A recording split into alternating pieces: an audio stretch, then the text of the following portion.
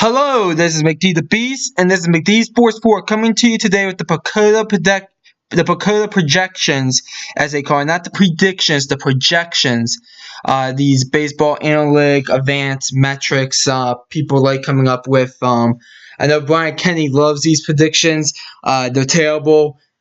This year, like they are every other year. So I'm going to tell you how they're terrible. These are terrible baseball predictions.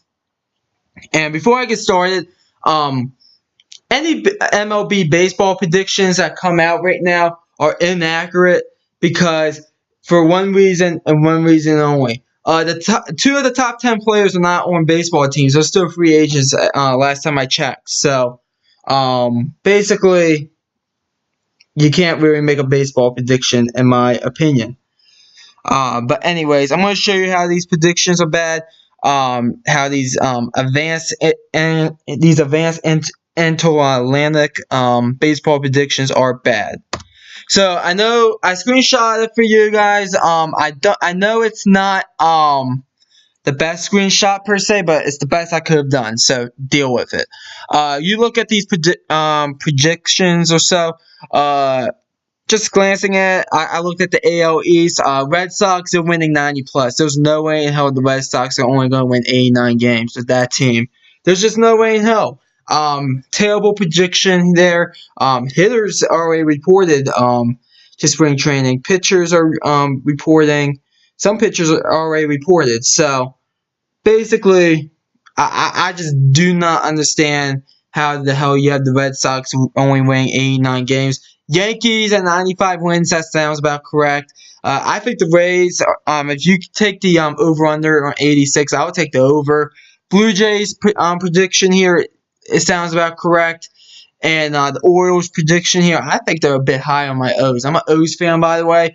I think they're a bit high on them because I think the Orioles are losing at least 108 games. So you got that going for you. Now you look at the AL Central. This is a terrible prediction here. There's no way in hell the Indians are winning more than 92 games. It's just that simple.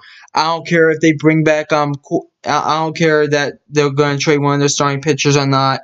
Corey Kluber is a free agent. I don't care if they bring him back. No way in hell the Indians are winning more than 92 games. This is a terrible prediction here by the analytics advanced people. And by the way, the Twins, give me the over on the 81 wins on that. And the three teams in the cellar, okay. I mean, Kansas City over the White Sox is terrible. I think the White Sox will win at least 75 games this year. Kansas City, I would say, definitely winning less than 70 games. The Tigers' prediction is probably about right. But basically, just shows you how bad these predictions are. And by the way, they try to be conservative with these predictions, but there's no way in hell some of these teams are should be where they are. Like for instance, I'll give you an example. When the Kansas City Royals in 2015, when they were good, that year that they won the World Series and were in the off season before when they lost the World Series to the Giants. They had Kansas City as like an 80-win ball club. So just tells you how bad the predictions are here. And then you look at the AL West. Really, the Astros record's probably correct. But the other four teams, Angels and A's, are both going to be above 500. Book it. I just don't see how the hell they're going to be below it. Seattle's prediction is probably correct, and the Texas Rangers prediction is probably correct, even though I do think they will they probably will lose a few more games than 92 in my opinion. But just shows you here probably at least 4 disagreements that are blatantly obvious here to a normal prediction. So just shows you how bad the Pecota metrics are. And now I'm going to show you the NL predictions here. You look at the NL East, I don't understand what the hell is going on. The Braves are going to win at least 90, and I mean, I just don't understand. You can't have 4 teams within a 5-game spread in a baseball prediction. It's rare, first of all, and it's highly unlikely. You look at you go ahead. You look at the Nationals. I would say the Nationals will win less games in '89. I would say the Mets will definitely win less games in '88. Phillies, that's probably about correct about the Phillies. Is a bit on the lower side, but I won't argue that. The Braves are going to win at least 90 games in my opinion. And then the Marlins, I think the Marlins will probably do less than that.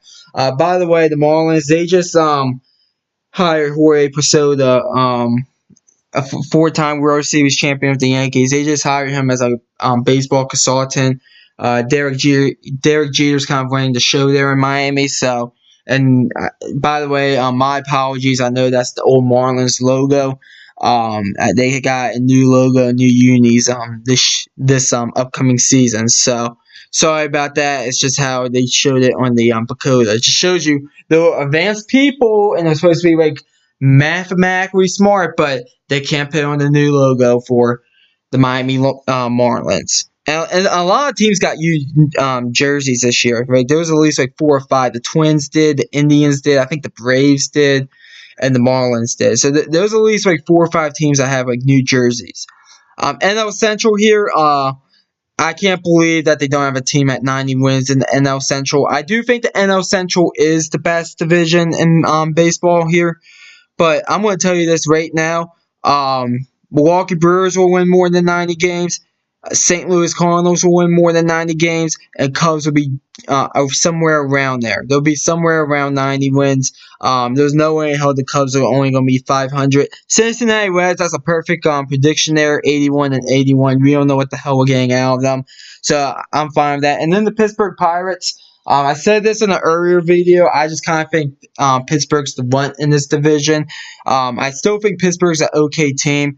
I just think they're going to be. I think the record's going to probably be like 76 and 86, 75 and 87, but they're really going to be like more like an 82, 83 win team. It's going to feel like they're like that.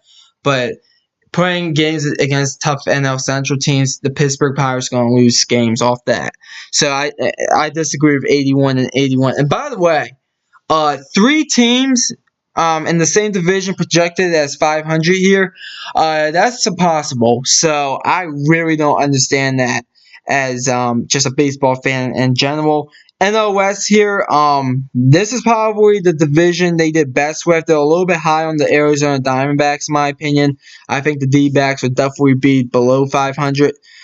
But outside of that, I have not much to say about the NL West. So, as you see, these predictions are horrible. I'm keep on saying projections because that's what they're calling it, but predictions, they're terrible. And my baseball predictions will be better than this, and they will be coming out sometime in March. So stay tuned for that. Anyways, that's all I have for today. Tomorrow is an NBA video, so stay tuned for that as well. And as I say at the end of all my videos, thanks for watching. Please like and subscribe. More likes, more subscribers, more fun we can have on this channel. Thanks for watching again, and this is McD the Beast signing off.